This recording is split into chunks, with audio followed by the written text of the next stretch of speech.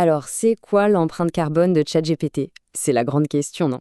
Pendant un temps, c'était un vrai mystère et puis c'est devenu une grosse inquiétude. Allez, on va regarder les chiffres de plus près. Bon, est-ce que notre utilisation de l'IA fait surchauffer la planète? C'est un peu provoquant, c'est vrai, mais c'est une question essentielle. Faut bien se rendre compte que chaque fois qu'on tape une question dans un chatbot, hop, ça lance toute une série de calculs hyper complexes dans un data center qui se trouve on ne sait où. Du coup, quel est l'impact de tout ça? Ok, pour bien comprendre ce qui se passe aujourd'hui, il faut faire un petit retour en arrière. Parce que pendant très longtemps, ce coût énergétique de l'IA, c'était une vraie boîte noire, un secret super bien gardé. Les grosses boîtes de la tech, elles n'ont pas été très bavardes sur leur conso d'énergie, pas du tout transparentes. Du coup, on était obligé de se baser sur des estimations un peu au doigt mouillé, avec les quelques infos qu'on arrive à récupérer à droite à gauche. Et il y a à peu près un an, l'estimation qui revenait le plus souvent, la plus sérieuse, c'était ça, 9 Wh par requête. Alors, 9 Wh, ça peut paraître beaucoup, et ça l'était. Mais à l'époque, ça semblait être une estimation assez juste. Ça a vraiment installé l'idée que, ouais, chaque fois qu'on parlait à une IA, ça a un coût énergétique qui n'est pas rien. Sauf que, et c'est là que ça devient intéressant, la situation a changé à une vitesse absolument folle. Et ce changement, il est allé dans une direction que, franchement, pas grand monde n'avait vu venir. On s'attendait à ce que ça explose, mais pas du tout. L'empreinte carbone, pour une seule requête, elle a été réduite, mais de façon spectaculaire. Regardez-moi ça. En juste un an, 12 petits mois, l'efficacité énergétique a fait un bond de géant. On est passé de 9 Wh à peine 0,24. L'énergie nécessaire a été divisée par 33. C'est juste énorme comme optimisation. On voit ça très rarement. Et attention, ce n'est pas juste un chiffre qui sort de nulle part, non, non. On voit vraiment un consensus qui se dessine.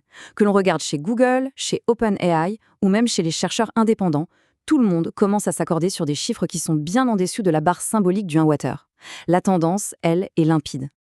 Alors, pour vraiment prendre la mesure de ce changement, on va aller voir les données les plus précises qu'on ait aujourd'hui. Et elles viennent de qui? De Google, dans leur rapport sur le modèle Gemini. Voilà, le chiffre clé du rapport de Google. Pour une requête texte classique sur Gemini, la conso moyenne, c'est 0,24 Wh. C'est minuscule, en fait. Mais bon, 0,24 Wh, concrètement, ça représente quoi? Pour que ça nous parle vraiment, le plus simple, c'est de le comparer à des choses de tous les jours. Alors, une seule requête sur Gemini, c'est l'équivalent de faire tourner un micro-ondes pendant une petite seconde. Voilà, juste une seconde. C'est une consommation quasi imperceptible. C'est vraiment, vraiment infime comme quantité d'énergie.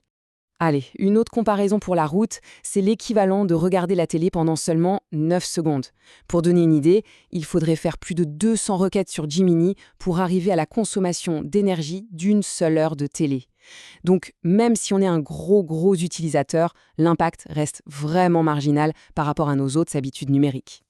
Ok, ces comparaisons, elles sont parlantes. Mais maintenant, si on regarde la vue d'ensemble, notre consommation totale, ça pèse quoi au final sur la facture d'électricité? Eh bien, imaginons quelqu'un qui utilise IA de manière très intensive. Disons 100 requêtes par jour, ce qui est déjà pas mal. Eh bien, tout ça, ça ne représenterait que 0,3% de la consommation électrique moyenne d'une personne sur une journée. 0,3%.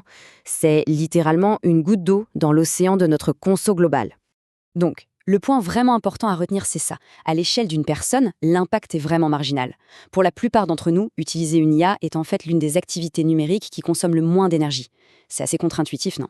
D'ailleurs, la chercheuse Anna Ricci, dont les travaux ont pas mal inspiré cette analyse, le dit très bien. Pour un individu, l'impact est vraiment faible. Et cette conclusion, qu'on commençait à deviner il y a un an, elle est aujourd'hui confirmée par des chiffres beaucoup plus solides. Mais attention, l'histoire n'est pas finie. Ce serait un peu trop simple de se dire « Ah super, tout va bien alors !» Non. Il faut absolument regarder au-delà de la petite requête individuelle pour voir les vrais enjeux.